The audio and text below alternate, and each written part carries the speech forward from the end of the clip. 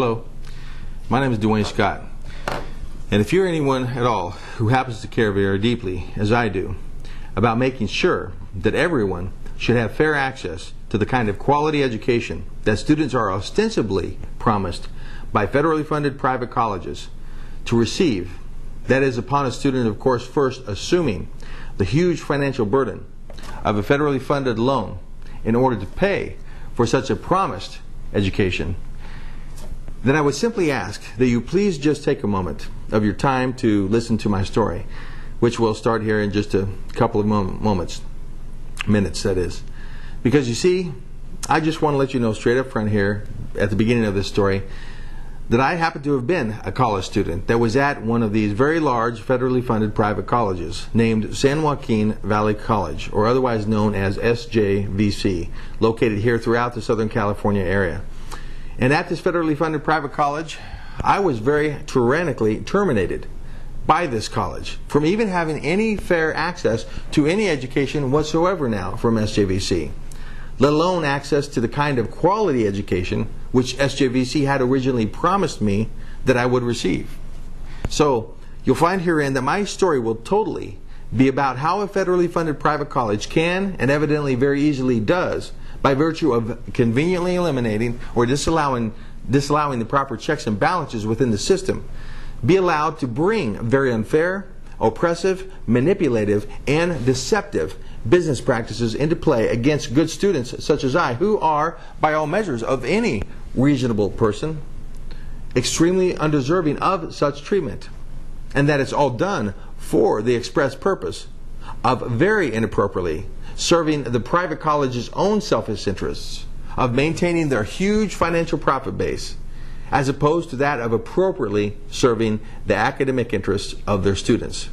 Students like me, who had only very reasonably and very professionally, I might add, expected of their college of choice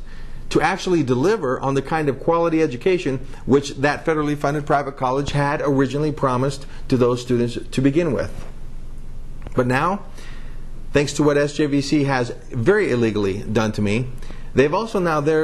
thereby very effectively, unfortunately for me and for taxpayers, disabled now my ability to pay the taxpayers back for any of that federally funded loan that SJVC now enjoys the benefits of. That is, at the tremendous expense of me,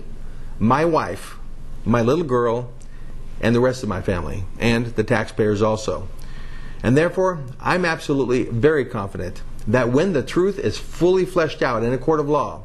and thus also in the public's eye, about what kind of tactics that SJVC had actually employed in order to suppress and eventually eliminate my academic opportunities at SJVC altogether,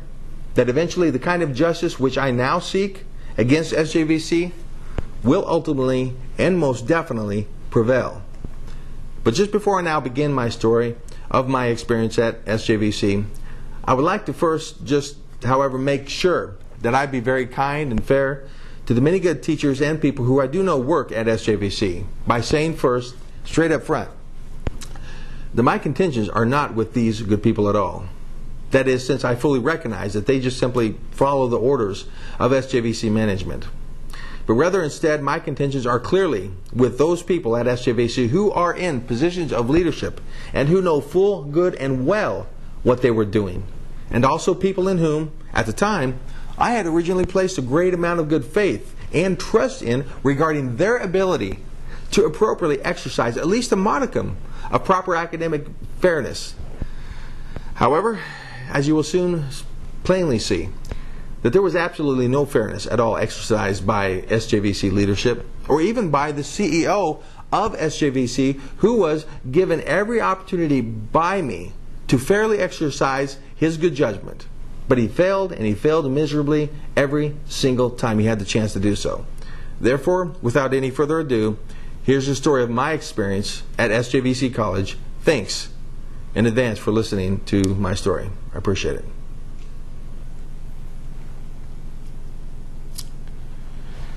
Hello, my name is Dwayne Scott, and after losing my career in 2007 as a new home sales consultant due to the massive downturn in the real estate market, my wife and I, being in our mid-40s at the time, made the huge decision for me to retool myself into a new career as a respiratory therapist. The driving force behind this decision was our tremendous desire for me to be enabled finally to be the primary economic breadwinner of our family, in order to thereby relieve my wife from that burden so that she could be enabled finally, for the first time in our daughter's life, to spend some good quality time, that is bonding time, with our daughter, wherein my wife could also focus on our daughter's educational advancement. Our daughter, who is our only child, was only about 8 years old at the time when we initially made this decision.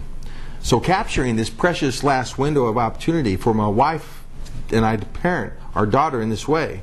was of absolute paramount importance to us. So then, needless to say, likewise was choosing a good quality college so that we could be assured to meet this very important family goal.